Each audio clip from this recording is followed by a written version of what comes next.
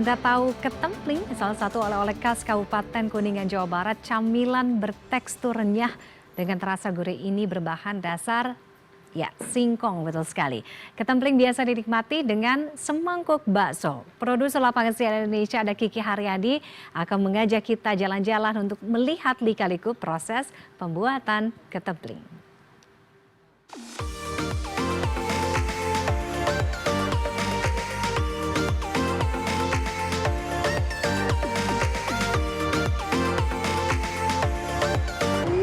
Waduh.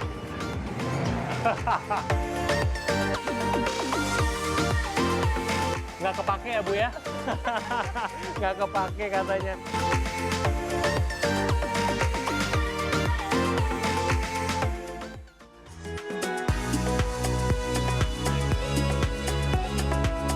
Salah satu kawasan di Kuningan, Jawa Barat, yaitu Ciawi Gebang, dikenal sebagai sentra pembuatan ketempling. Di sini ketempling diproduksi secara turun-temurun oleh masyarakat setempat. Ketempling merupakan cemilan yang memiliki rasa gurih, bertekstur ringan, kering, dan juga renyah saat dinikmati.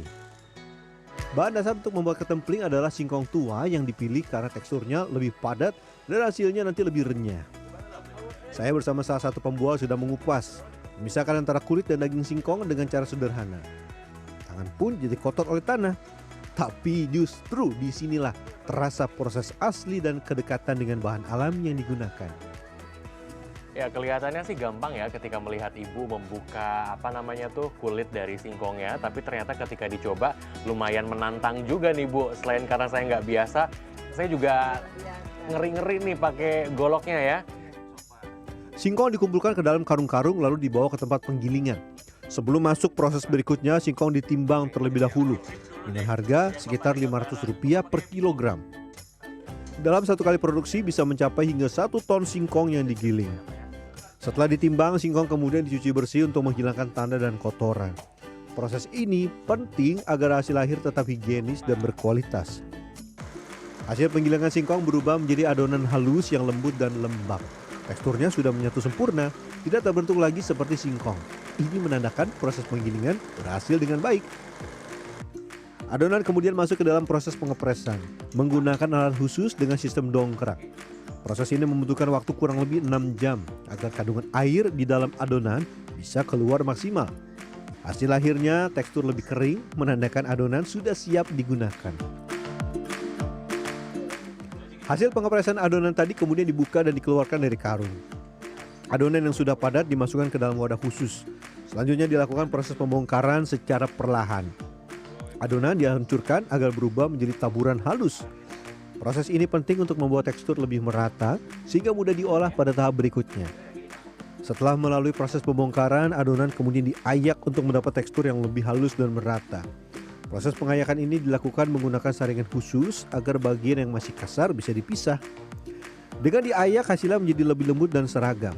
Sementara bagian yang belum halus akan diproses kembali hingga mencapai tekstur yang diinginkan. Proses menguleni dilakukan dengan tenaga dan ketelitian. Adonan terus ditekan, dilipat, dan diaduk secara berulang agar bumbu benar-benar meresap ke dalam setiap bagian. Nah, ini saya sama Kang Udin lagi menggalai ini ya dari adonan pembuatan ketempling. Jadi ini adalah campuran dari kocekan dan juga singkong atau tepung singkong yang kemudian sudah halus seperti ini. Memang butuh tenaga ekstra ya. Setelah melalui proses pengulenan yang cukup panjang, adonan kemudian menjadi kalis. Teksturnya terasa lebih halus, lentur, dan tidak lagi lengket di tangan. Aduh, ini dia hasil akhir dari proses penggalaian yang kemudian sudah dilakukan kurang lebih selama 30 menit. Jadi ciri-cirinya kalau misalkan sudah kalis dan tidak menempel, berarti sudah selesai dan kita bisa masuk ke proses berikutnya. Lumayan berat ini. Adonan berikutnya akan diolah oleh ibu-ibu yang sudah berpengalaman. Adonan diambil dalam beberapa bagian lalu dibentuk memanjang dengan tangan. Proses ini dilakukan dengan telaten agar ukurannya seragam. Setelah itu adonan dipotong-potong menjadi bagian kecil. Ukurannya kurang lebih seperti dadu, agar mudah saat digoreng dan hasilnya merata. Bentuk kecil ini juga menjadi ciri khas dari ketempling yang akan dihasilkan. Tahap berikutnya adalah proses penggorengan yang masih menggunakan cara tradisional. Menggunakan kayu bakar sebagai sumber api, ini memberikan cita rasa khas pada ketempling. Terdapat 2 kuali yang digunakan dengan suhu yang berbeda. Satu dengan suhu sedang dan satu lagi suhu sangat panas. Pengaturan suhu ini menjadi kunci agar ketempling matang sempurna dan memiliki tekstur yang renyah. Suhu yang panas saat proses penggorengan membuat ketempling mengembang dan membentuk gelembung-gelembung di permukaan. Gelembung ini jadi ciri khas ketempling matang sempurna. Ketempling biasanya didistribusikan ke toko oleh-oleh dan warung-warung sekitar.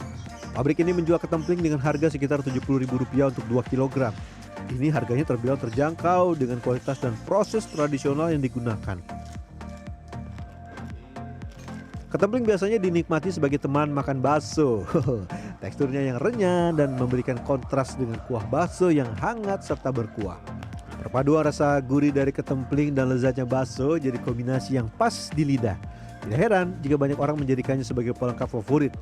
Sederhana, merakyat namun selalu bikin nagih. Saya udah membuktikannya sendiri, ternyata memang betul ya, menikmati bakso ditambah dengan ketempling ini merupakan perpaduan yang pas banget. Ada gurihnya, ada kriuk-kriuknya juga.